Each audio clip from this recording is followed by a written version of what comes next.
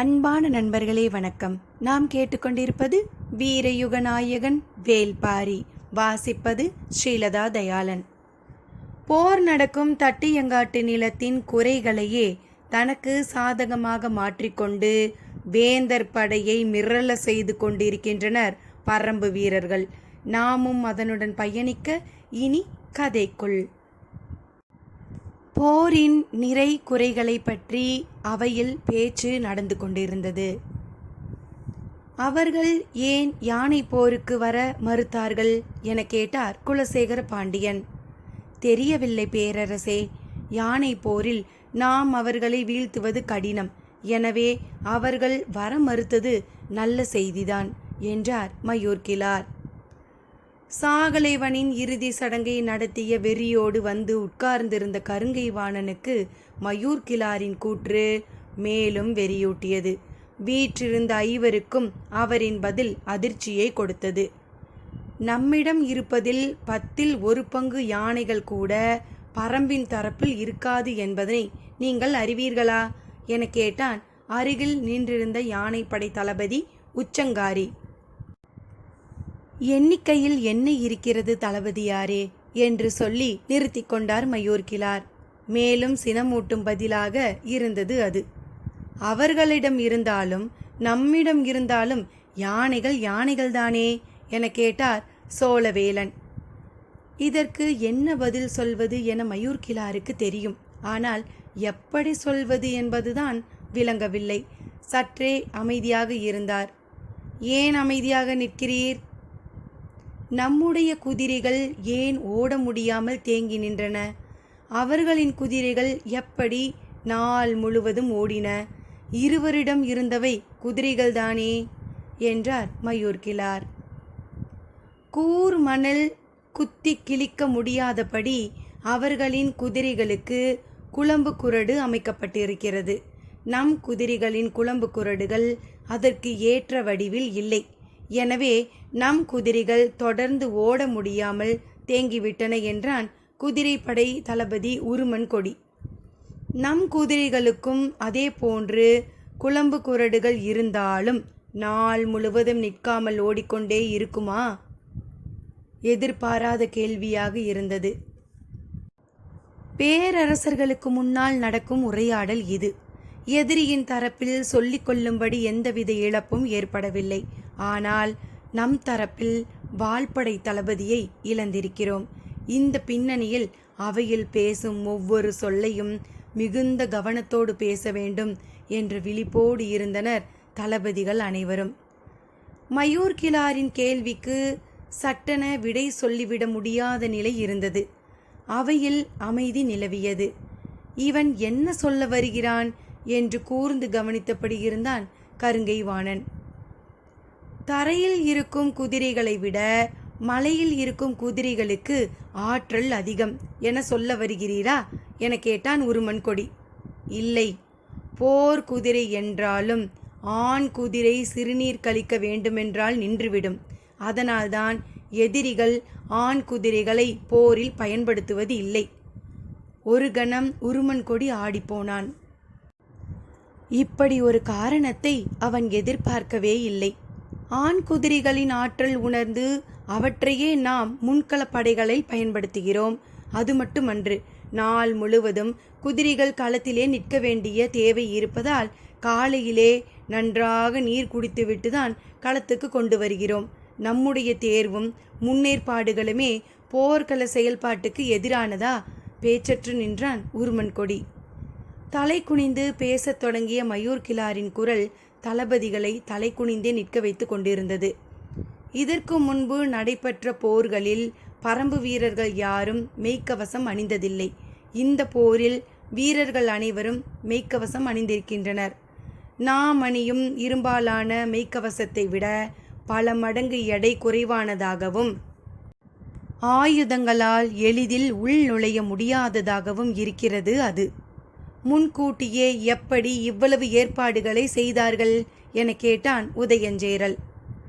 நான் அறிந்தவரை பரம்பு வீரர்கள் போர் என்று வந்தால் எதிரிகளை ஒரு பொருட்டாக மதித்ததே கிடையாது. முதன் முறையாக அவர்கள் போருக்கான முன்னேற்பாடுகளை செய்துள்ளனர். இந்த செயலுக்கு உள்ளே இருப்பது நமது படை வலிமையை பற்றிய அச்சம். அந்த அச்சத்தை ஊதி பெருக்க வேண்டும். அவர்களின் வலிமையை பொருட்டாக நினைக்கக்கூடாது. அவர்களின் அச்சத்தை கையாள்வதை பற்றியே நாம் சிந்திக்க வேண்டும். மயூர் கிழாரின் சொற்கள் போர்க்களத்துக்கு தேவையான ஆயுதமாக இருப்பதாக கருங்கைவாணன் கருதினான். ஆனால் குலசேகர பாண்டியனின் எண்ணம் வேறாக இருந்தது. பரம்பை பற்றி நமக்கு முழுமையாக தெரிவிக்காமல் அவனது கூற்றின் முக்கியத்துவத்தின் வழியே நம்மை அவனது விருப்பத்தின் வடிவத்திற்குள் இழுக்கிறான் என அவருக்கு தோன்றியது. சரி, நீ போகலாம் என்றார். ஆழமானதோர் உரையாடலை சட்டென வெட்டித் தள்ளுவது போல் இருந்தது குலசேகர பாண்டியனின் உத்தரவு. மயூர் கிழார் அவையை வணங்கி வெளியேறினார். பாரி வேங்கை மரத்திற்கு வந்ததும் பேச்சு தொடங்கியது. சற்றே நிதானத்தோடு இருந்தான் வேட்டூர் பழையன். யானை போரை தவிர்க்கும் வாக்கை நாம் காணவர்களுக்கு வழங்கியிருக்க கூடாது. எதிரிகள் நாடுகளைப் போல யானைகளை கொண்டு வந்து நிறுத்தியிருக்கிறார்கள். நமது தாக்குதல் இன்று யானை படையில் இருந்திருக்குமேயானால் எதிரிகள் நிலை குலைந்து இருப்பார்கள். நாம் மிக சிறந்த வாய்ப்பை தவறவிட்டு விட்டோம் என்றார். வேட்டூர் பழையனின் கவலை எல்லோருக்கும் புரிந்தது. இன்று எதிரிகளின் யானை படை தாக்கப்பட்டிருந்தால் அவர்களது படையின் கட்டுக்கோப்புகள் மொத்தமாக சீர்குலைந்திருக்கும். ஆனால் எதுவும் இன்று நடக்கவில்லை. காலை முதல் மாலை வரை பரம்பு வீரர்கள் கடுமையாக போரிட்டாலும் முன்புற படையணியின் ஒரு பகுதியை மட்டும்தான் அழித்தொழிக்க முடிந்தது. இந்த எண்ணத்தின் வெளிப்பாடாகத்தான் வேட்டூர் பழையனின் சொல் இருந்தது. வாக்களிக்கப்பட்ட பிறகு நமக்கு கிடைக்கும் நன்மையை கருதி அளிக்கப்பட்ட வாக்குக்காக வருத்தப்படுதல் கோழைத்தனமல்லவா என கேட்டான் பாரி. எனக்கு புரிகிறது. ஆனால் மூவேந்தர்களின் பெரும் படைக்கு எதிராக போர்க்களத்தில் நின்று கொண்டிருக்கும் நமக்கு நாமே சிக்கலை உருவாக்கி கொள்வது எந்த வகையில் அறிவார்த்த செயல்? அறிவு என்பது ஆசை கொண்டு அளக்கப்படுவது அல்ல. வெற்றியின் மீது ஆசை கொண்டு அளிக்கப்பட்ட வாக்கை அளக்க முயல்கிறீர்கள். இல்லை பாரி, நான் வெறும் ஆசையின் பொருட்டு இதை கூறவில்லை. போர் எவ்வளவு விரைவாக முடிக்கப்பட வேண்டுமோ அவ்வளவு விரைவாக முடிக்கப்பட வேண்டும். நாம் யார் என்பதனை எதிரி அறிந்து கொள்ளும் முன் அவர்கள் அழிக்கப்பட்டாக வேண்டும். அவர்களிடம் எண்ணிலடங்கா வீரர்களை கொண்ட படை இருக்கிறது என்பது ஒரு பொருட்டே அல்ல. ஆனால் மயூர் கிழார் என்ற ஒருவன் இருக்கிறான். அவனை நாம் குறைத்து மதிப்பிடவிடக்கூடாது. அவன் சொன்ன குறிப்பை வைத்தே மயிலாவுக்கான நிறைசூல் விழாவை அறிந்து எதிரிகள் தாக்குதல் தொடுத்துள்ளனர். நம்மீது எப்போதெல்லாம் எதிரிக்கு அச்சம் ஏற்படுகிறதோ அப்போதெல்லாம் அந்த அச்சத்தை அவனால் கலைக்க முடியும். எனது கவலை அவன் பொருட்டுதான். அவை சற்றே அமைதி கொண்டது. சிறிது நேரத்திற்கு பிறகு பாரி கேட்டான். அவனுக்கு தட்டியங்காட்டு நிலம் பற்றி தெரியுமா? எனக்கே தெரியாதே, அவனுக்கு எப்படி தெரியும்? அவன் காணவர்களை அறிவானா? வாய்ப்பே இல்லை. காற்றையும் காற்றியையும் பற்றி தெரியுமா? தெரிந்திருக்காது. மெய்க்கவசத்தையும் மூவிலை வேலினையும் அறிவானா? அறிய மாட்டான். பிறகு ஏன் அவன் குறித்து இவ்வளவு கவலை கொள்கிறீர்கள்? இவை எல்லாவற்றையும் அவன் அறியவில்லை என்பது பெரிதன்று. ஆனால் அவன் அறிந்து வைத்திருப்பது இவை எல்லாவற்றையும் விட முக்கியமானது. அப்படி எதை அவன் அறிந்து வைத்திருக்கிறான் என வேகமாக கேட்டான் தேக்கன். அவன் பாரியை அறிவான். யாரும் எதிர்பாராத பதிலாக இருந்தது. பரம்பின் மரபுகளை அறிவான். இங்கு உள்ள குடிகளின் வீரத்தை அறிவான். ஆனால் இவை எல்லாவற்றையும் விட முக்கியமானது, எதிரியின் கூடாரத்தில் பாரியை அறிந்தவன் அவன் ஒருவனே. அவன் பொருட்டு நாம் பதற்றப்பட வேண்டாம். அவன் போர்க்களம் புகும் நாளுக்காக காத்திருப்போம் என்றான் முடியன். அப்போதுதான் ராவதனும் உதிரனும் ஈங்கையனும் வந்து சேர்ந்தனர். மயூர் கிழாரோடு தளபதிகள் நால்வரும் அவை விட்டு வெளியேறினர்.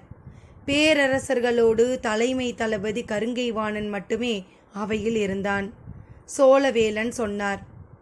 மயூர் கிழார் பரம்பினை பற்றிய எல்லா செய்திகளையும் துல்லியமாக கூறுகிறார். இல்லை, வெங்கல் நாட்டுக்கு கொடுத்திருக்கும் ஒரே வேலை எதிரிகளை பற்றி செய்தி சேகரிப்பதுதான். ஆனால் அவனுக்கு ஒத்துழைக்காத 6 ஊர்கள் வெங்கல் நாட்டில் உண்டு. உண்மையில் அந்த இடத்தில்தான் இவனால் அதிக செய்தியை சேகரிக்க முடியும். அது இவனுக்கு தெரியவில்லை என்றார் குலசேகர பாண்டியன். இவன் போர்க்களத்துக்குள்ளே வைத்து பயன்படுத்த வேண்டிய ஆள். இவனை வெளியில் வைப்பதால் நமக்கு தான் இழப்பு என கருதுகிறேன் என்றான் பொதிய வெப்பன். அவன்தான் நமக்கான தூண்டில் புழு. அந்த புழுவை கடிக்க பரம்பு தளபதிகள் காத்திருப்பர். பொருத்தமான நேரத்தில் போர்க்களத்துக்குள் இவனை இறக்கலாம் என்றார் குலசேகர பாண்டியன். பேரரசர்களுக்கிடையேயான உரையாடலை கவனித்தபடி இருந்தான் கருங்கை வாணன். ஒரு தளபதி, 2 சேனை வரையர்கள், 35 சேனை முதலிகள் இன்று கொல்லப்பட்டிருக்கின்றனர். ஆனால் இந்த மரணங்கள் எவையும் இந்த அவைக்கு ஒரு பொருட்டே அல்ல. அதுதான் பேரரசர்களின் படைப்பலம்.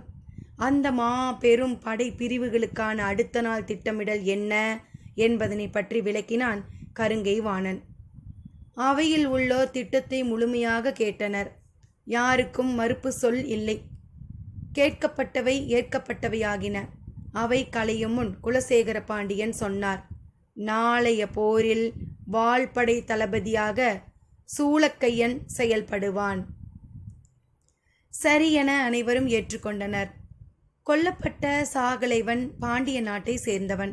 அவனுக்கு பதில் வேறொரு தளபதியை பாண்டிய வேந்தன் சொல்லுதலே முறை. அவ்வாறே செய்தார்.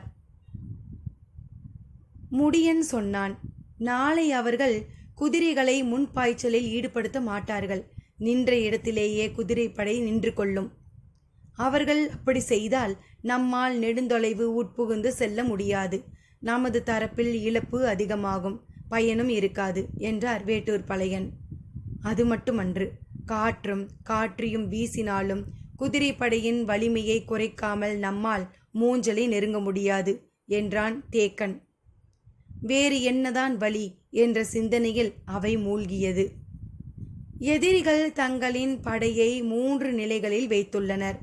அவற்றில் முதல் நிலையில் நிற்கும் படையில் பாதி குதிரைகளைத்தான் இன்று வீழ்த்த முடிந்தது.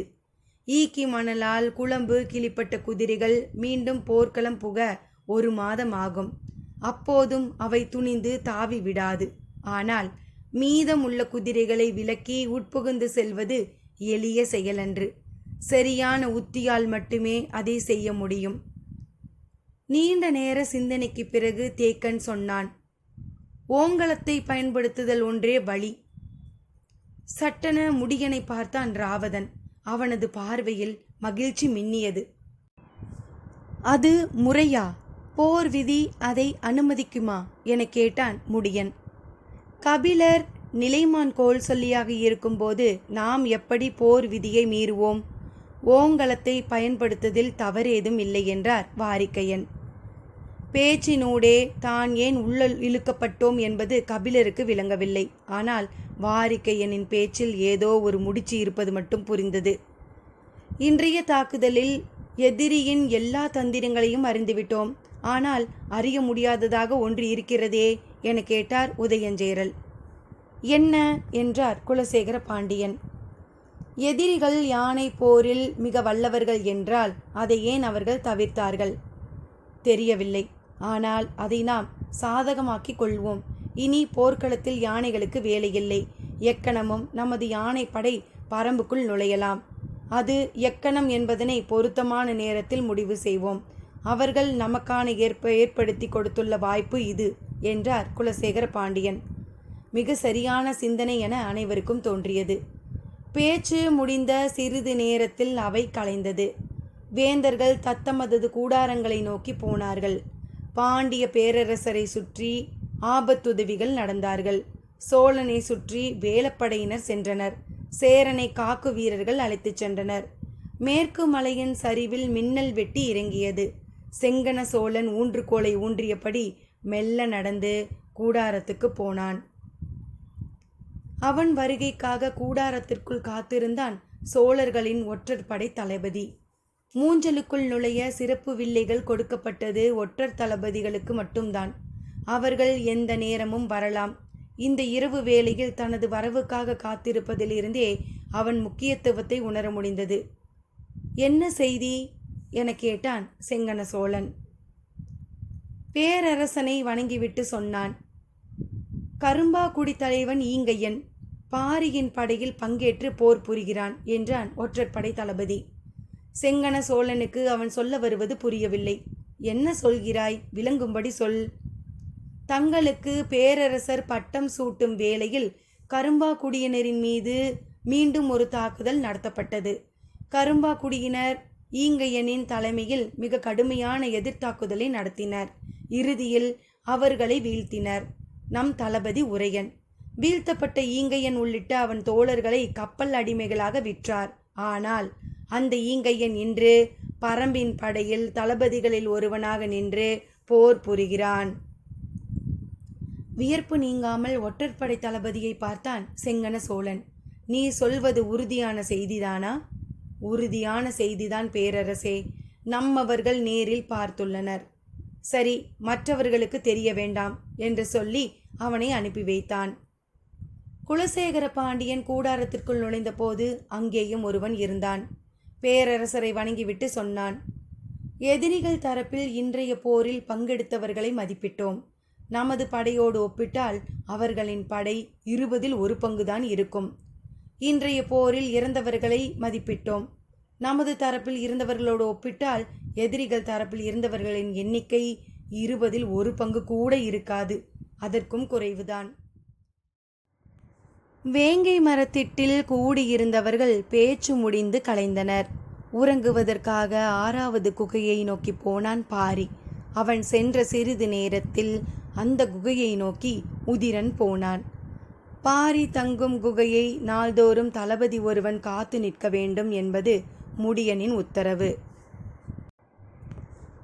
அத்தியாயம் 94.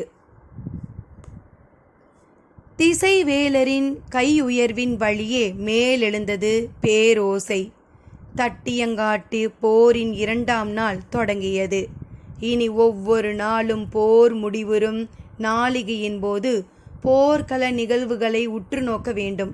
முதல் நாள் இழப்புக்கு வஞ்சினம் உரைத்தவர்கள் மறுநாள் பழிவாங்க அனைத்து வழிகளிலும் முயல்வார்கள்.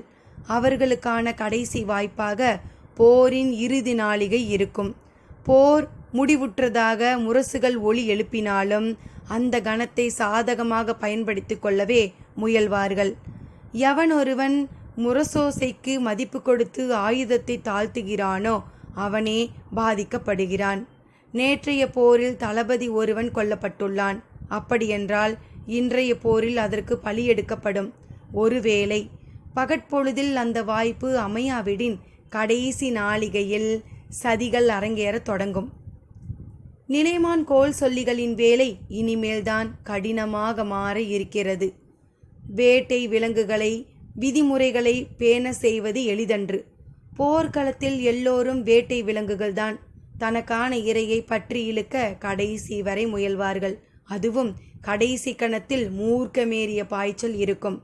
அப்போது ஒலிக்கும் முரசோசை செவிப்புலனுக்குள் நுழையாது. கொலை வெறி ஊறிய அவர்களின் கண்களுக்கு வேறெதுவும் தெரியாது. போர்க்களம் முழுவதும் விதிகளின் வழியே காத்து நிற்பதுதான் நிலைமான் கோல் சொல்லியின் கடமை. முடிவுறும் நாளிகையில் கொலைவெறியை மறித்து நிறுத்தும் செயலில்தான் அவர்களின் திறன் இருக்கிறது. காற்றில் அங்கும் இங்குமாக அம்புகளும் ஈட்டிகளும் பறப்பதன்று பிரச்சனை.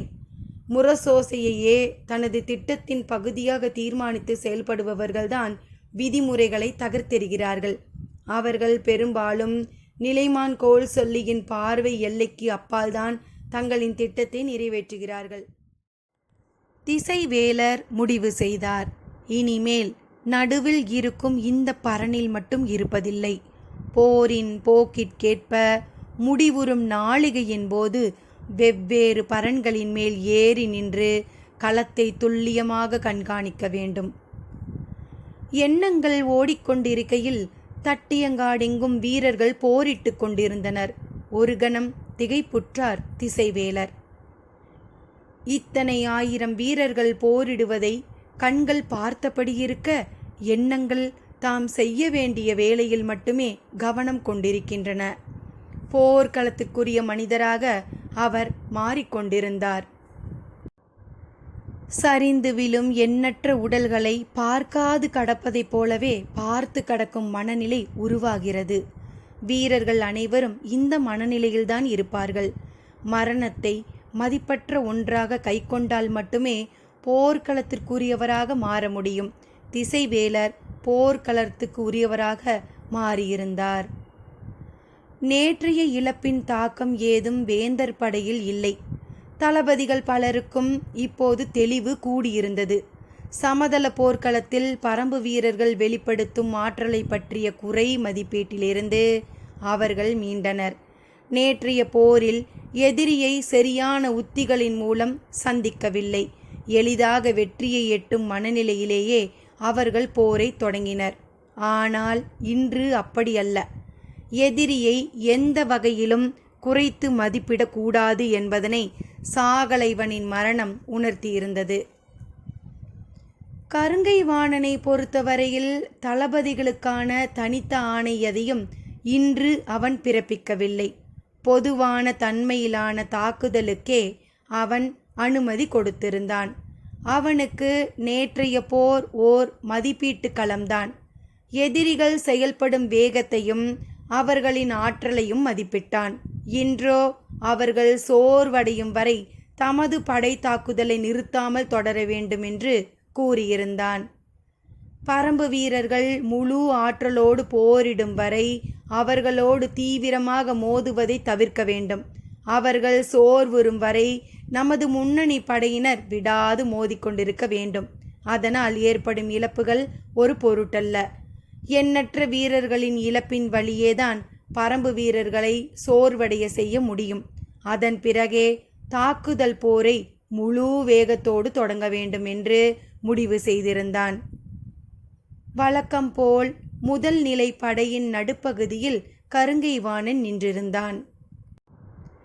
நேற்றைய போரில் முதல் நிலை படை 1/3 பகுதி வீரர்களை இழந்திருந்தது. அதே அளவுக்கு புதிய வீரர்கள் இப்போது படையில் நின்றிருந்தனர். 2ஆம் நிலையிலும் 3ஆம் நிலையிலும் இருந்த வீரர்களை இதில் இணைத்திருந்தான். ஆனால் அங்கு இருந்த நிலைப்படை வீரர்கள் யாரையும் இங்கு வந்து சேர்க்கவில்லை. எதிரிகளை சோர்வடைய செய்யும் உத்தியே பின்பற்றப்பட்டது. இழப்பதையே உத்தியின் பகுதியாக மாற்றியிருந்தான். அதற்கேற்ப கூலிப்படை வீரர்களைத்தான் முன்களத்தில் நிறுத்தியிருந்தான். முரசோசை கேட்டதும் உதிரனின் தலைமையிலான விற்படை தங்களது தாக்குதலை தொடங்கியது. கூழையனின் தேர்ப்படையும் தேக்கனின் வால்படையும் முன்னேறத் தொடங்கின. வேந்தரின் குதிரைப்படை தளபதி உருமன் கொடி பாய்ந்து தாக்கவில்லை. நின்ற இடத்திலேயே அணிவகுத்து நின்று கொண்டான். இது எதிர்பார்க்கப்பட்டதுதான். பரம்பின் குதிரை படை தளபதி இராவதன் சிறிது நேரம் போக்கு காட்டிக் கொண்டிருந்தான். தொடக்க நாளிகையில் போரின் குணத்தை கருங்கை வாணன் நிதானமாக மதிப்பிட்டு கொண்டிருந்த போது குளவன் திட்டிலிருந்து பாரியும் அதைத்தான் செய்து கொண்டிருந்தான். காலையில் பாரி இந்த இடம் வந்து சேரும்போதே இகிலி கிழவனின் முகம் சோர்வுற்று இருந்தது. நேற்று இரவெல்லாம் உள்காடுகளில் நல்ல மழை, இப்போதும் கணவாய் பகுதியில் தூறல் விழுந்து கொண்டுதான் இருக்கிறது என்றான். அவன் என்ன சொல்ல வருகிறான் என்பது பாரிக்கு புரிந்தது. மெல்லிய குரலில் தயக்கத்தோடு சொன்னான். இன்றும் காற்றும் காற்றியும் வருவதற்கு வாய்ப்பில்லை. பாரியின் முகத்தில் கவலை தோய்ந்த மாற்றங்கள் எதுவும் இல்லை. அதை பார்த்தபடி இகிலிக்கிழவன் மேலும் சொன்னான். தட்டியங்காட்டு நிலத்தில் கூட அதிக அளவுக்கு வெக்கை இருக்காது என்றான். அப்படியென்றால் வேந்தர் படை வீரர்கள் நடுப்பகலுக்கு பிறகு சோர்வடைய மாட்டார்கள் என்பதை எண்ணியபடியே போர்க்களத்தை பார்த்து கொண்டிருந்தான் பாரி. பரம்பை பொறுத்தவரை இன்றைய போர் உத்தி என்பது தாக்கி முன்னேறுவது அன்று, முழுவதும் ராவதனை சுற்றி உருவாக்கப்பட்டுள்ள உத்தியே. அவனது தாக்குதலுக்கு குறுக்கே யாரும் வந்துவிடாது பார்த்து கொள்ள வேண்டும். மரத்திலிருந்து கலைந்து வானத்தில் பறக்கும் பறவைகள் சிறிது தொலைவு பறந்த பிறகு ஓர் ஒழுங்கை அடைவது போல போர் தொடங்கிய கணத்தில் தாக்கி முன்னேறிய பரம்பு வீரர்கள் திட்டமிடலுக்கேற்ற ஒழுங்கை அடைந்து கொண்டிருந்தார்கள். பாரியின் கண்கள் அவர்களை கூர்ந்து கவனித்து கொண்டிருந்தது. வேந்தர்களின் வாள்படைக்கு புதிய தளபதியாக நியமிக்கப்பட்ட சூளக்கையன் திட்டமிட்டபடி படையை நகர்த்தி கொண்டிருந்தான். எதிரில் நின்றிருந்த பரம்பு தளபதி தேக்கன் முன் நகர்ந்து செல்வதற்கான வாய்ப்புகளை கூட பயன்படுத்தவில்லை. இன்றைய போரில் பரம்பு தளபதிகள் அனைவருக்கும் கொடுக்கப்பட்ட பணி ராவதனுக்கு துணை செய்வதே. ராவதன் தனது குதிரை படையை கொண்டு பெயரளவிலான தாக்குதலையே நடத்தி கொண்டிருந்தான். அவனது திட்டத்தை நடைமுறைப்படுத்த இருபுறமும் இருந்த பரம்பு தளபதிகளான உதிரனும் கூழையனும் குறிப்பிட்ட தொலைவு வரை முன்னேறி போக வேண்டி இருந்தது. அதை கணித்தபடியே ராவதன் அங்கும் இங்குமாக அலைமோதி கொண்டிருந்தான். உருமன் கொடியோ தங்களின் குதிரை படை நிலை கொண்ட தாக்குதலை நடத்துவதால் என்ன செய்வதென்று புரியாமல் எதிரி திணறுகிறான் என நினைத்தான். ராவதன் உள்ளிட்ட பரம்பின் குதிரைப்படை வீரர்கள் அனைவரின் அம்பரா தூணிகளிலும் ஓங்கல அம்புகள் இருந்தன. இன்றைய போரில் பரம்பு நம்பியிருக்கும் பேராயுதம் ஓங்கலம்தான். ஓங்கலம் என்பது மூங்கிலின் குறிப்பிட்டதொரு வகை. இந்த வகை மூங்கிலை பறவைகளோ விலங்குகளோ நெருங்காது. ஓங்கலத்தின் தோகை அறுத்தாலோ கணு குத்தினாலோ விலங்குகளுக்கு மயக்கம் ஏற்படும். அதன் ஈக்கியில் கசியும் நீர் கன நேரத்தில் உயிரினங்களை கண்பார்வை மங்க செய்யும். கருவுற்ற யானை ஓங்கலத்தின் தோகையை தின்றால் தின்றவுடன் கரு கலையும். நாகத்தின் நஞ்சால் தாக்குண்ட விலங்கு மட்டும் ஓங்கலத்தை தேடி வந்து அதன் தோகைகளை வேகமாக மென்று தின்னும். எதிர்குணம் கொண்ட நஞ்சு நாகத்தின் நஞ்சை செயலிழக்க செய்யும் என்பதால் விலங்குகள் இந்த மருந்தை கண்டறிந்துள்ளன. ஓங்கலத்துக்குள் நாகங்கள் நுழைவதில்லை. நாகங்கள் அஞ்சும் நஞ்சு ஓங்கலத்தின் தோகை சுனைகள்தான். ஊர்ந்து செல்லும் பாம்பின் மீது தோகையின் விளிம்பில் உள்ள கூர்முனை கொண்ட சுனை பட்டால் போதும், பாம்பின் செதில்களுக்குள் சிக்கிக் கொள்ளும். பாம்பு அசைய அசைய அதன் செதில்களே சுனையை உடலுக்குள் செலுத்திவிடும். நாகம் நஞ்சால் செயலிழக்கும். வேந்தர்களின் குதிரை படை பாய்ந்து தாக்காமல் நிலை கொண்டு தாக்கும் உத்தியைத்தான் பின்பற்றும் என்று நேற்றிரவு வேங்கை மரத்திட்டில் பேசும்போதே முடியன் கணித்தான். அவர்கள் முன்னேறி வந்து தாக்காமல் நிலை கொண்டு தாக்கும் உத்தியை பின்பற்றினால் வேந்தர்களின் குதிரை படையை எளிதில் வீழ்த்த முடியாது. அவர்கள் படையில் பெரும் எண்ணிக்கையில் குதிரைகள் இருக்கின்றன. அவற்றை வெகுவாக குறைத்தால் மட்டுமே மூஞ்சல் நகரை நெருங்க முடியும். மூஞ்சலின் பாதுகாப்பை நொறுக்கி நீலனை மீட்க செய்ய வேண்டுமென்றால் முதலில் எதிரிகளின் குதிரை படையை குறைத்தாக வேண்டும். அதற்கு இருக்கும் ஒரே வாய்ப்பு ஓங்கலத்தை பயன்படுத்துதல் மட்டுமே. நேற்றிரவு வேங்கை மரத்திட்டில் ஓங்கலத்தை பயன்படுத்துவதற்கான முடிவை எடுத்தவுடன் செய்திகள் எல்லா இடங்களுக்கும் தெரிவிக்கப்பட்டன. இரவோடு இரவாக ஓங்கல மூங்கிலின் கட்டுகள் தலை சுமையாக இரளிமேட்டுக்கு வந்து சேர தொடங்கின. உடனடியாக அவை அம்புகளாக சீவப்பட்டு குதிரைப்படை வீரர்களின் அம்பரா தூணிகளில் செருகப்பட்டன. ராவதன் தலைமையிலான குதிரைப்படை வீரர்கள் அனைவரின் அம்பரா தூணிலும் இப்போது ஓங்கல அம்புகள் இருக்கின்றன. ஆனால் அவற்றை யாரும் இன்னும் பயன்படுத்தவில்லை. மற்ற அம்புகளை பயன்படுத்தியபடியே இங்கும் அங்குமாக அலைந்து கொண்டிருந்தனர். வேந்தர்களின் குதிரை படையின் இரு ஓரங்களிலும் ராவதனின் குதிரைப்படை கடைசி வரை பாய்ந்து செல்வதற்கு வழி அமைத்து கொடுக்க உதிரனும் கூழையனும் முன்னோக்கி சென்று கொண்டிருந்தனர். குறிப்பிட்ட பகுதியில் மட்டும் பரம்பு படை முன்னோக்கி வந்து கொண்டிருப்பதை கருங்கைவாணன் கவனித்து கொண்டிருந்தான். தங்கள் படையின் முன்கள வீரர்கள் பெரும் வலிமை கொண்டவர்கள் அல்லர். தனது திட்டப்படி அவர்கள் பலியாடுகளே. ஆனால் குறிப்பிட்ட சில இடங்களில் மட்டும் பரம்பு படை இவ்வளவு உள் நுழைந்துள்ளதே என சிந்தித்தபடி நின்று கொண்டிருந்தான். பரம்பு தலைமை தளபதி முடியனை அவனது கண்கள் தேடின. வழக்கம் போல முடியன் முன்களத்துக்கு வரவில்லை. நேற்றைக்கு போல நடுப்பகல் கடந்த பிறகுதான் அவன் முன்னே வருவான். அப்படியென்றால் இன்றும் பிற்பகலில் அவர்களின் தாக்குதல் திட்டம் தீவிரமடையும் என நினைத்து கொண்டிருந்தான். எவ்வளவு துல்லியமாக திட்டமிட்டாலும் நாம் சந்தித்திராத வாய்ப்புகளை போர்க்களம் நமக்கு உருவாக்கி தரும். மிக குறைந்த நேரம் மட்டுமே நீட்டிக்கும் அந்த வாய்ப்பை சரியாக கண்டறிந்து செயல்படுத்தும் தளபதியே வெற்றியை பறிக்கிறான். கருங்கை வாணனின் திறமையே களத்தில் உருவாகும் வாய்ப்பை பயன்படுத்துவதில் இணையற்றவனாக இருப்பதுதான். இன்றைய நாளுக்காக வகுக்கப்பட்ட உத்தியை படை அணிகள் சரியாக செயல்படுத்துகின்றனவா என்பதனை தளபதி உற்று கவனிக்க வேண்டும்.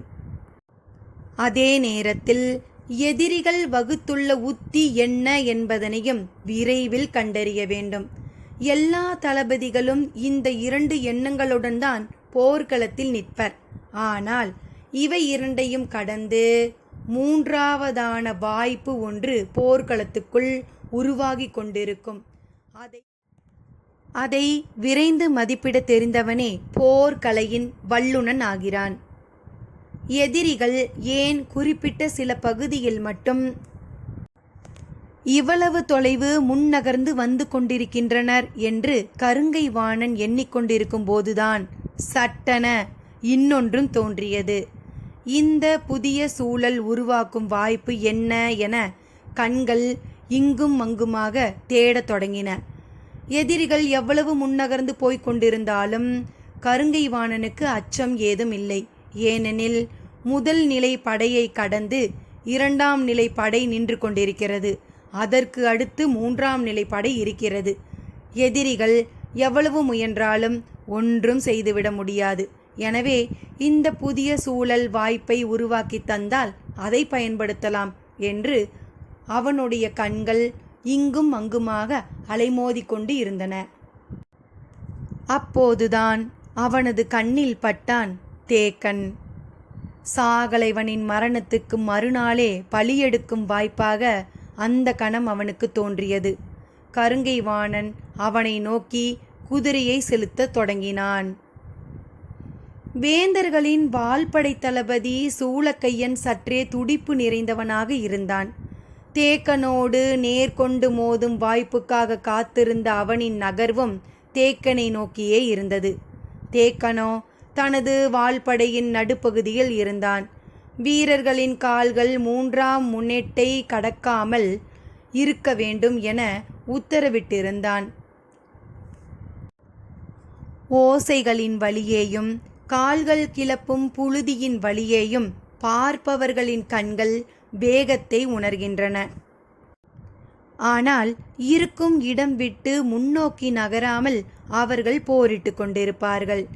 ஏறி வரும் எதிரியை மட்டும் வெட்டி சரித்தபடி இருப்பார்கள். தேக்கனின் தலைமையிலான வாள்படை அதைத்தான் செய்து கொண்டிருந்தது. ராவதன் தனக்கான வாய்ப்புக்காக துடித்து கொண்டிருந்தான். எதிரிகளது குதிரை படையின் இரு பக்கவாட்டிலும் முன் நகர்ந்த பரம்பு வீரர்கள் குறிப்பிட்ட தொலைவு சென்றவுடன் ஓசையை எழுப்பினர். வேந்தர் படையின் ஒவ்வொரு பிரிவிலும் ஓசை எழுப்பும் கருவியோடு வீரன் நின்றிருந்தான். ஆனால் பரம்புக்கு அப்படியன்று. போரிட்டு கொண்டிருக்கும் வீரர்களிலேயே கூவல் குடியினரும் இருந்தனர். எல்லையை தொட்ட குறிப்பை அவர்கள் சீழ்க்கை ஓசையின் வழியே கன நேரத்தில் கடத்தினர். அந்த ஓசைக்காகத்தான் ராவதன் காத்திருந்தான். ஓசை கேட்ட மறுகணம் தனது உத்தரவை படை முழுமைக்கும் வழங்கினான். ராவதனின் குதிரை படை கண்ணிமைக்கும் நேரத்தில் பல கூறுகளாக பிரிந்தது. எதிரியின் குதிரை படையில் நிற்கும் குதிரைகளை முதலில் இருந்து கடைசி வரை இடைவிடாமல் துல்லியமாக தாக்கும் திட்டத்தை செயல்படுத்த தொடங்கியது. திடீரெனவர்கள் ஏன் இவ்வளவு வேகம் கொள்கின்றனர் என்று உருமன் கொடிக்கு புரியவில்லை. ஒருவேளை அப்படி செய்தால்தான் நாம் விரட்டி தாக்குவோம் என நினைத்து செய்கின்றனரா என சிந்தித்தான். தம்மை கோபமூட்டி விரட்டி செல்ல வைக்கும் உத்தியாக உருமன் கொடி நினைத்தான்.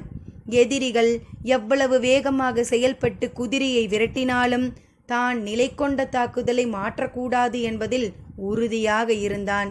தொடக்க நிலை அம்புகள் சீறி பாய்ந்த பிறகு ஓங்கல் அம்புகள் வில்லிலிருந்து விடுபட தொடங்கின. அவை மற்ற அம்புகளைப் போல வேகம் கொண்டு தாக்குவதில்லை. அதற்கான தேவையும் இல்லை. குதிரையின் முன்பக்கமோ பின்பக்கமோ அல்லது உடலின் ஏதாவதொரு பாகத்திலோ மெல்ல உரசி சென்றால் போதும். அம்பின் ஈக்கி ஒன்று உள்நுழையும் அளவுக்கு சிறு சிராய்ப்பை உருவாக்கினாலே போதும். எனவே பரம்பு வீரர்கள் முதலிலிருந்து கடைசி வரை நிற்கும் குதிரைகள் அனைத்தின் மீதும் ஏதாவது ஓர் அம்பு தைக்கும்படியான உத்தியை பயன்படுத்தினர். வேகம் வேகம் அதிவேகம் என்பதே ராவதனின் செயல்பாடாக இருந்தது. 2, 3 அம்புகளுக்கு ஒரு முறைதான் ஓங்கலத்தை பயன்படுத்த வேண்டும். எதிரிக்கு எந்த வகையிலும் ஐயம் வந்துவிடக்கூடாது.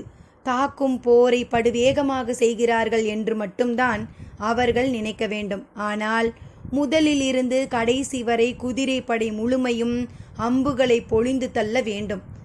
ராவதன் கண்ணிமைக்கும் நேரத்தை கூட வீணாக்காமல் செயல்பட்டு கொண்டிருந்தான். இந்த தாக்குதலில் மிக கடினமானது எதிரியின் குதிரைப்படையின் நடுப்பகுதியில் இருக்கும் குதிரைகளை தாக்குவதுதான். ஏனெனில் ஓங்கல் அம்பை மற்ற அம்புகளைப் போல வேகம் கொள்ள செய்ய முடியாது. அதன் எடையும் தன்மையும் பாய்ந்து செல்வதற்கான வாகினை கொண்டதன்று. எனவே இழுபடும் நாணின் விசையால் மட்டுமே அதை எதிரி படையின் நடுப்பகுதிக்கு செலுத்த வேண்டும். சூலூர் வீரர்களுக்கு ராவதன் வரையறுத்தது நடுப்பகுதி குதிரைகளை தாக்க வேண்டும் என்பதுதான். மற்ற வீரர்கள்தான் ஓரப்பகுதியை தாக்கினார்கள். பரம்பின் குதிரைப்படையின் வேகமும் குறுங்காது முயலின் குருதியில் ஊற வைக்கப்பட்ட நாணின் இழுத்து தள்ளும் வேகமும் ஒன்றாய் இணைய ஓங்கல் அம்புகள் இடைவெளியின்றி பொழிந்தன. போர்க்களம் தனது போக்கில் உருவாக்கி கொடுக்கும் வாய்ப்பை பயன்படுத்துதலே அறிவார்ந்த தளபதியின் வேலை. நேற்றைய போரில் சாகலைவனின் தலையை சரித்தவனை நோக்கி முன்னகர்ந்து கொண்டிருந்தான் கருங்கைவாணன். ஏற்கனவே அவனை நோக்கி நகர்ந்து கொண்டிருந்தான் சூளக்கையன். தேக்கன் முன் திட்டமிட்டபடியான உத்தியின்படி பரம்பு படைகளின் தாக்குதலை நடத்தி கொண்டிருந்தான். தேக்கனின் அருகில் வந்து சேர்ந்த சூளக்கையன் நேரடி தாக்குதலில் ஈடுபட தொடங்கினான். தேக்கன் அதை வழக்கம் போல் எதிர்கொண்டபடி இருந்தான். சூளக்கையன் வயதால் இளையவன், துடிப்பு நிறைந்தவன். கிழவனை சாய்க்கும் வெறியோடு அவன் மோதுவதை தேக்கன் உணர அதிக நேரமாகவில்லை. ஆனால் தேக்கனின் கவனம் ராவதன் செயலில் போக்கை அறிவதிலேயே இருந்தது. கிழவன் பெரிதாக கவனம் கொள்ளாமலேயே போரிடுகிறான் என்பதனை புரிந்து கொண்ட சூளக்கையன் சீற்றம் கொண்டு தாக்கினான். முனையால் சீவி சரிக்கும் உத்தியை பயன்படுத்தி வாளின் மூக்கு பகுதியை கண்ணிமைக்கும் நேரத்தில் கேடயத்தின் உள் விளிம்பை நோக்கி பாய்ச்சினான். பாய்ச்சிய வேகத்தில் கிழவனின் மேலிருந்து கொப்பளிக்கும் குருதியை அவன் கண்கள் தேடின. கேடயத்தின் உள் விளிம்பு ஆயுதத்தின் வேகத்தை உணர்ந்து வெளிப்புறம் நோக்கி தள்ளிய போது உடல் உள்வளைந்து எழுந்தது. தேக்கன் எளிதாக சுழன்று கொடுத்து நின்றான். சூளக்கையன் அதிர்ச்சியோடு தேக்கனை பார்த்தபோது கருங்கைவாணன் வந்து இறங்கினான். மூவேந்தர் படை தலைமை தளபதி மகா சாமந்தன் போர்க்களத்தில் தனது போக்கில் தந்த வாய்ப்பை வணங்கி வாளேந்தி நின்றான். சூளக்கையனுக்கு ஒதுங்கி கொள்வதா இணைந்து கொள்வதா என தெரியவில்லை. சற்றே தயக்கத்தோடு விலகினான். அவன் விலகி தயங்கிய நேரத்தில் கருங்கைவாணனின் கால்கள் தாக்கப்போகும் தன்மைக்கு ஏற்ப அடியெடுத்து நின்றன. சூளக்கையன் அவனுடைய கால்களை பார்த்தான். சட்டென நிமிர்ந்து அவனுடைய கைகளை பார்த்தான். இடது கையில் இருந்த கேடயம் மட்டுமே துருத்தி தூக்கி முன்னால் நகர்ந்து கொண்டிருந்தது. வலது கையில் இருந்த வாள் சரியான கணத்துக்காக காத்திருந்தது. தேக்கன் கருங்கைவாணனையே கண்களையே பார்த்தான். இருவரின் கால்களும் பின்னல் வட்டத்தில் நகர்ந்து கொண்டிருந்தன. கிழவனின் கண்களில் அச்சம் ஏதும் தெரியவில்லை. தன்னை தாக்கி வீழ்த்த அவன் ஆயத்தமாக இல்லை. தற்காப்பு மட்டுமே அவனது நோக்கமாக இருக்கிறது என்று கணித்தான் கருங்கைவாணன். போர்க்களத்தின் சூழல் கணத்துக்கு கணம் மாறக்கூடியது. இப்போதைய வாய்ப்பை அடுத்த கணம் வழங்குமா என தெரியாது. எனவே காலம் தாழ்த்த வேண்டாம் என எண்ணிய கருங்கைவாணன் தனது வலிமை மிகுந்த தாக்குதல் முறையால் மின்னல் வேகத்தில் பாய்ந்தான். வாள்கள் ஒன்றோடு ஒன்று மோதி திரும்பின. இவன் ஒவ்வொரு தாக்குதலிலும் உயிர் குடிக்க எண்ணுகிறான் என்பதனை தேக்கன் உணர வெகு நேரம் ஆகவில்லை. கால்கள் முன்பாயும் வேகத்தில் 3 மடங்கு ஆற்றலை வெளிப்படுத்தி படபடக்கும் சிறகு போல வாளால் இடைவிடாது தாக்கி எதிரியை நிலைகுலைய செய்வதே கருங்கை வாணனின் உத்தி. தேக்கன் அவனது வேகத்தை மதிப்பிடும் முன்பே அடுத்தடுத்த வேகத்தை கூட்டிக் கொடுத்தான்.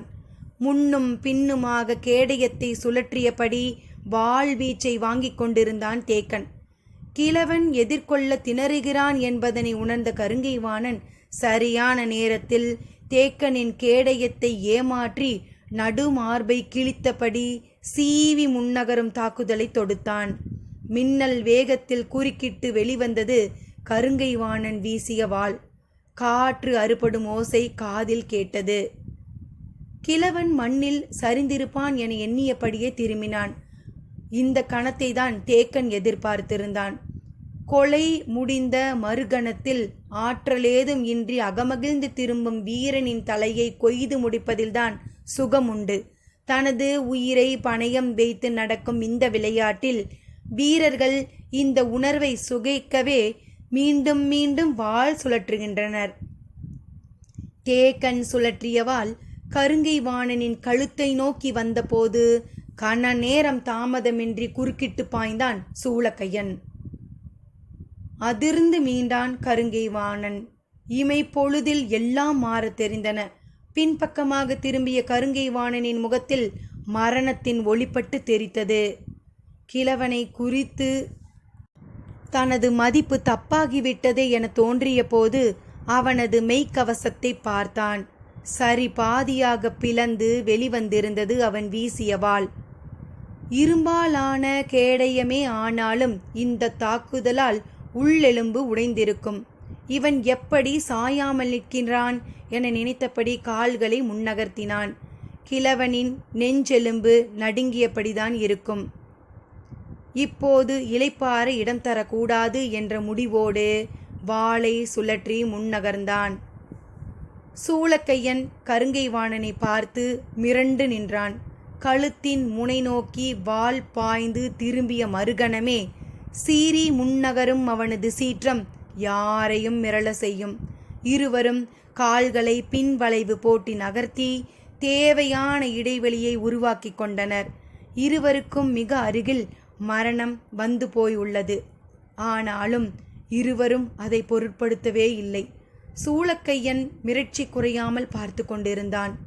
கிழவன் வழியை உணர்ந்து நிற்கிறானா இல்லை வாய்ப்பை கணித்து நிற்கிறானா என்பதனை கருங்கை வாணனால் கணிக்க முடியவில்லை.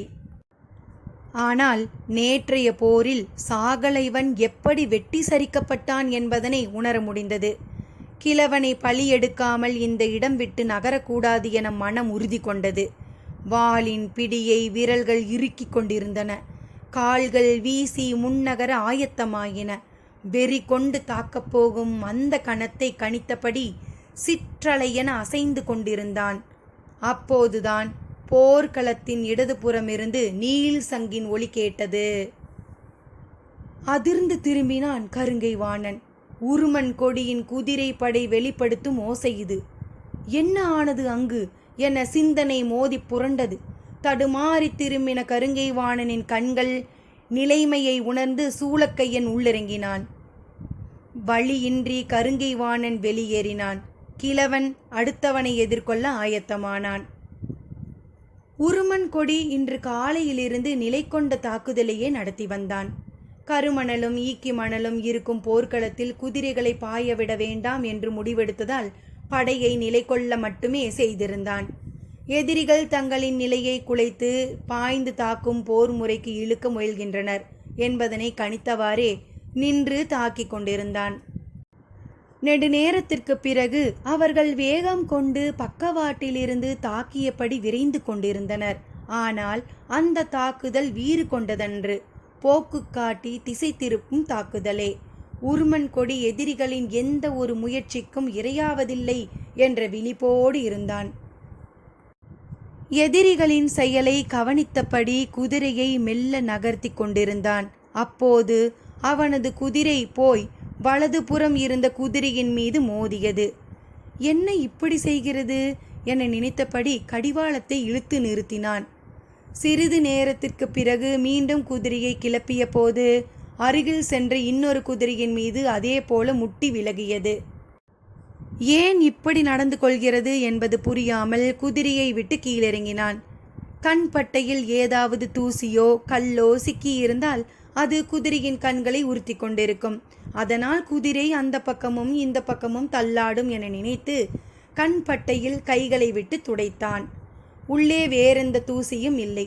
பிறகு ஏன் இப்படி செய்கிறது என சிந்தித்தபடியே வந்து மேலேறி உட்கார்ந்தான்.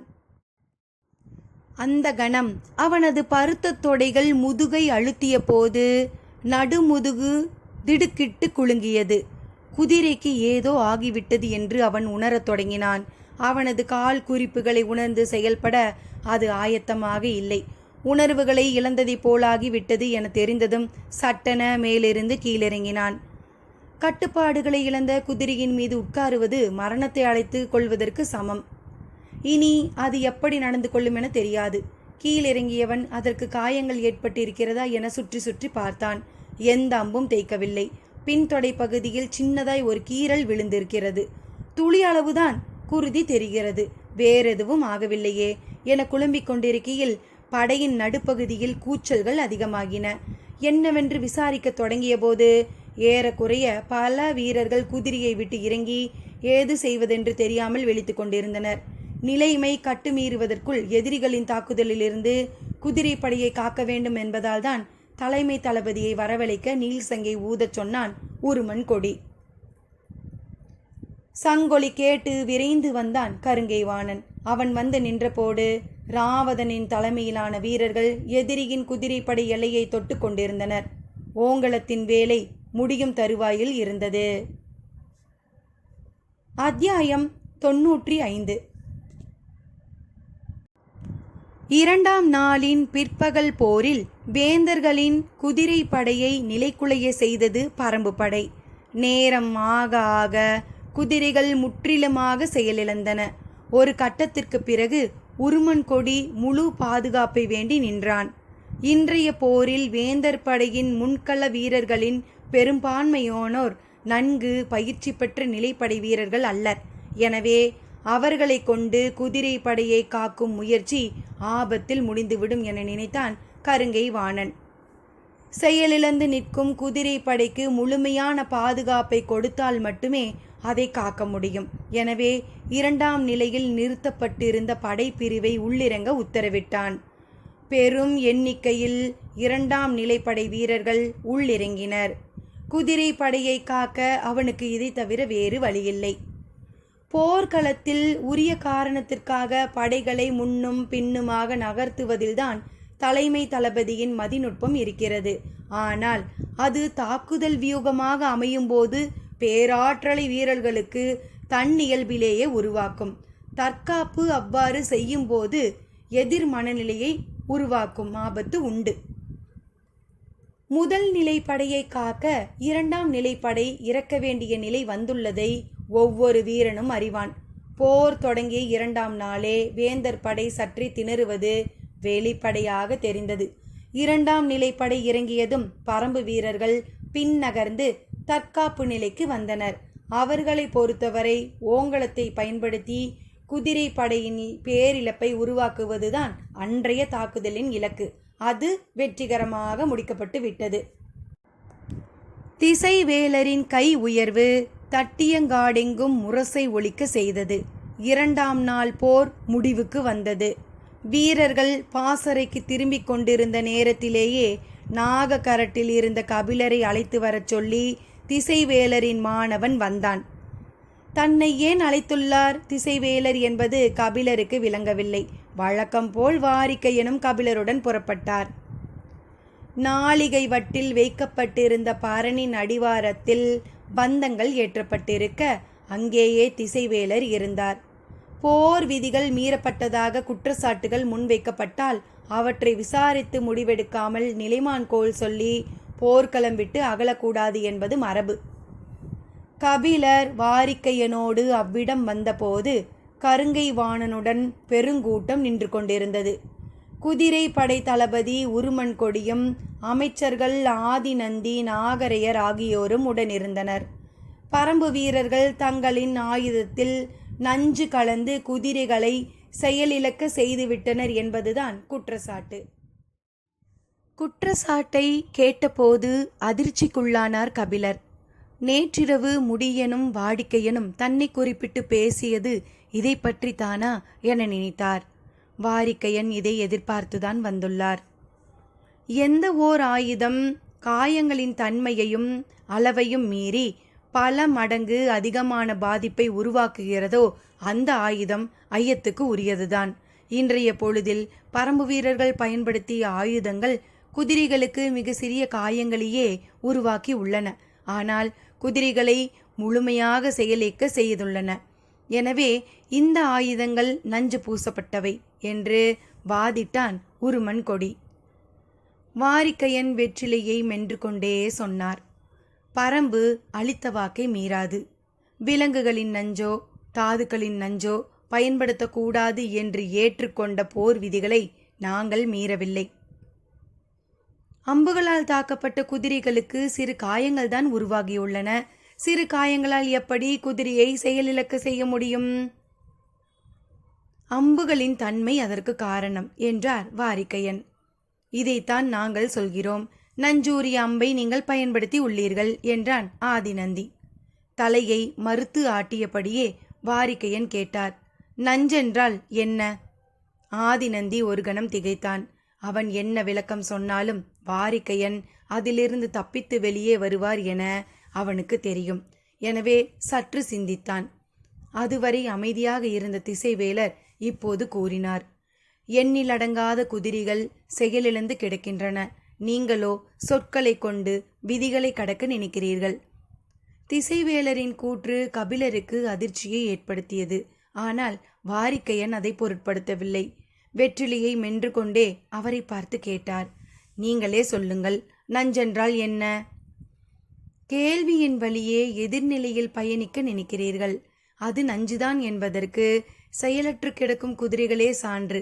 அது நஞ்சல்ல என்பதற்கு நீங்கள் அளிக்கும் சான்றென்ன? வாரிக்கையன் திசைவேலரை சொற்களால் மடக்க நினைக்கவில்லை, சொல்லி புரிய வைக்கவே நினைத்தார். எந்த அம்பு தேய்த்து குதிரைகள் செயலிழந்து கிடப்பதாக சொல்கிறார்களோ அதே அம்பால் ஒரு மனிதனை தாக்குவோம். அவன் செயலிழந்தால் அது நஞ்சென்று ஏற்கிறேன். யாரும் எதிர்பாராத பதிலாக இருந்தது. எதிர் திசையில் நிற்பவர்களுக்கு என்ன சொல்வதென்றே தெரியவில்லை. வாரிக்கையன் திசைவேலரை பார்த்து மீண்டும் சொன்னார். நஞ்சென்பது உயிருக்கு பொதுவானது, பாகுபாடற்றது. குதிரைகள் செயலிழந்து கிடப்பதன் காரணம் அம்புகள் செய்யப்பட்ட மரமாக இருக்கலாம். அந்த குறிப்பிட்ட மரம் அந்த விலங்குக்கு ஒவ்வாமையை ஏற்படுத்தி இருக்கலாம். சில உணவு சில உயிரினங்களுக்கு செரிமானமாகாததை போலத்தான் இதுவும். இதற்கெல்லாம் மேலாக ஒன்று சொல்கிறேன். அது நஞ்சென்று என்பதற்கு சான்று எந்த குதிரையும் சாகவில்லை என்பதுதான். இரவு குலசேகர பாண்டியனின் கூடாரத்தில் அதிக பேச்சில்லை. பரம்பு வீரர்கள் நஞ்சை பயன்படுத்திதான் குதிரைகளை செயலிழக்க செய்தனர் என்பதை மெய்ப்பிக்க முடியவில்லை. வாரிக்கையன் முன்வைத்த கூற்றை திசைவேலர் ஏற்றுக்கொண்டு விட்டார். தட்டியங்காட்டு நிலமெங்கும் வீழ்ந்து கிடக்கும் எண்ணிலடங்கா குதிரைகளை அவற்றுக்கான கொட்டிலுக்கு கொண்டு போய் சேர்க்க பெருமுயற்சி நடந்து கொண்டிருந்தது. இரவுக்குள் அத்தனையும் செய்துவிட முடியுமா என தெரியவில்லை. ஆனாலும் கடும் முயற்சி நடந்து கொண்டிருந்தது. பேரரசர்களின் கூடாரத்திலிருந்து கருங்கை வாணன் வெளியே வந்தான். மறுநாளைய போருக்கான திட்டமிடல் மிக விரைவிலேயே முடிந்தது. வேங்கை மரத்தின் அடிவாரத்திட்டில் கூடியிருந்தவர்களும் திட்டமிடலை முடித்துக்கொண்டு எழுந்தனர். பாரி 7வது குகை நோக்கி நடந்தான். இன்றிரவு குகைக்காவல் கூழையன். அவனும் சிறிது நேரம் கழித்து அந்த குகை நோக்கி நடந்தான். மற்றவர்கள் அவரவர்களில் தங்கும் இடம் நோக்கி செல்லத் தொடங்கினர். முடியன் மட்டும் வேங்கை மரத்திட்டிலேயே உட்கார்ந்திருந்தான். பரம்பு படை முழுமையையும் கொண்டு செலுத்தும் ஆற்றல் கொண்டவனின் முகத்தில் சற்றே கவலையின் கீற்று ஓடிக்கொண்டிருந்தது. உணவு அருந்திய பிறகு மீண்டும் அவன் அருகில் வந்து உட்கார்ந்தார் வாரிக்கையன். உனது கவலைக்கான காரணம் என்ன என்று கேட்டார் வாரிக்கையன். சற்றே தயங்கினான் முடியன். ஆனாலும் வாரிக்கையனிடம் பகிர்ந்து கொள்வதில் தவறில்லை என்ற முடிவுக்கு வந்து சொன்னான். 3 காரணங்கள் என்னை குழப்பத்தில் ஆழ்த்துகின்றன. அந்த காரணங்கள் என்ன? 3ஆம் நாள் போர் திட்டங்கள் என்னவாக இருக்கப் போகிறது? கேட்போம் சிறிது இடைவெளியில். நன்றி நண்பர்களே.